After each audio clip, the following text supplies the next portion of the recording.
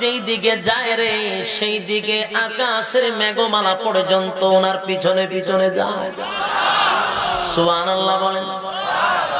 যেদিকে যায় সেই দিকে আকাশের মেঘমালা পর্যন্ত ওনার পিছনে পিছনে যায়। এই দৃশ্যগুলি দেখার পরে উনি আশ্চর্য হইয়া গেছে, আমার টার্গেট একেবারে 100 হয়ে গেল। উনি হলেন আখির জামানার পয়গম্বর নবী মুহাম্মদুর রাসূলুল্লাহ সাল্লাল্লাহু আলাইহি ওয়াসাল্লাম, আল্লাহর হাবিব রাহমাতুল লিল আলামিনের বয়স হলো 12। ওই পাদ্রী দূর থেকে দেখলো, দেখার পরে আস্তে আস্তে কাফেলায় গেল।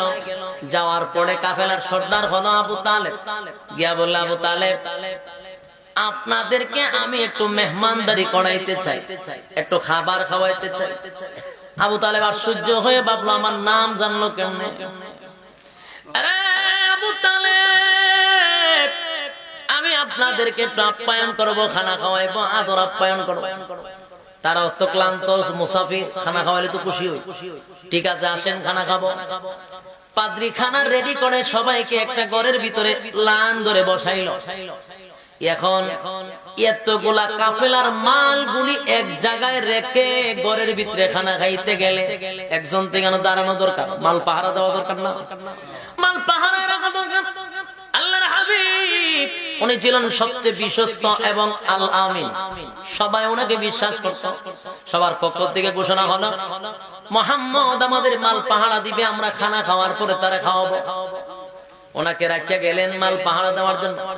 ঘরের ভিতরে ঢুকার পরে পাদ্রী সবার দিকে চাইতে চাইতে তাকাইতে তাকাইতে একটা পর্যায়ে আল্লাহর হাবিব রে তালাশ করে পায় না।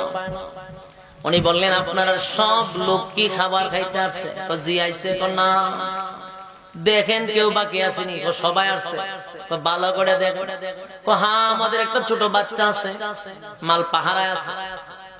ওই পাদ্রী বললেন, যতক্ষণ না পর্যন্ত সবাই খাইতে না আসবে ততক্ষণ পর্যন্ত একজন আমি খাবার দিব না। সুবহানাল্লাহ। আরে পাদ্রী বলেন, হায় রে, যার জন্য এত আয়োজন, যার জন্য আমি এত কিছু করলাম, আমার সব জীবন যৌবন শেষ করলাম, এই ছেলেরই যদি খাবার না খাওয়াইতে পারলাম তাহলে আমি আর কাউরে খাওয়াইয়া তো আমার কোন লাভ নাই। এবার আল্লাহর পয়গম্বর আসার পরে খানা খাওয়াইলেন। সব কমপ্লিট করার পরে ওই পাদ্রী আবু তালেবে ডাক দিয়া বলেন, আবু তালেব আপনার সঙ্গে কথা আছে। বলে, আপনারা কি মক্কা থেকে আসছেন? বলে, হ্যাঁ। আপনারা বংশ কি কুরাইশ? বলে, হ্যাঁ। আপনার নাম কি? আবু তালেব। বলে, হ্যাঁ। তাহলে আপনাকে একটা প্রশ্ন করি, ওই যে 12 বছরের যুবক, এই ছেলেটা আপনার কি হয়? বলে, আমার ছেলে হয়। বলে, না মিথ্যা বলছে না। আবু তালেব বলেন, হ্যাঁ আমার সন্তান। পাদ্রী কয়, আবু তালেব রে, মিথ্যা বলে লাভ না, আমার কাছে মিথ্যা বলবো না। আমি তাওরাতের আলেম, আমি ইনজিলের আলেম, আমার কাছে মিথ্যা বলবা না, কারণ আমি তাওরাত কিতাবে সব পাইছি। বলো না ছেলেটা তোমার কি হয়? আবু তালেব তখন বললেন, হ্যাঁ আমার ভাতিজা হয়। পাদ্রী কয়, এখন কথা ঠিক আছে, কারণ আমার অঙ্কে তো মিলে না, কারণ আমি তাওরাত কিতাবে পাইছি এই ছেলের জন্ম নেওয়ার আগেই তার বাবা দুনিয়ার থেকে বিদায় হয়ে যাবে। আমি দুটো তাওরাত কিতাবেই পাইছি। 2 নাম্বার হলো, এই সিরিয়াল যে আসবে সে সফরে 12 বছর বয়সে তার চাচা থাকবে, সেই কাফেলার সর্দার যার নাম থাকবে আবু তালেব, সেটাও তো তাওরাতে লেখা আছে। তাই আপনি আমার কাছে মিথ্যা বলে লাভ নাই। এবার বলেন, ওনার এই ছেলের মার নাম কি? আমেনা। বলে, হ্যাঁ। দাদার নাম কি? Abdul Muttalib. বলে, হ্যাঁ। খানায় কাবার মুতাওয়াল্লি ছিল। বলে, হ্যাঁ।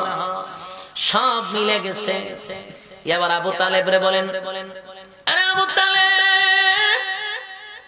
আমি আপনাকে মহব্বতের সহিত বলছি, এই ছেলে কিন্তু সাধারণ কোন ছেলে না,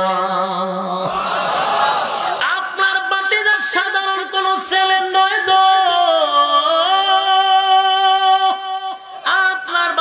সাধারণ কোন ছেলে নয়, এই ছেলেকে আপনি সামনে আর লইয়া যায়েন না, যদি যান বিপদ হবে।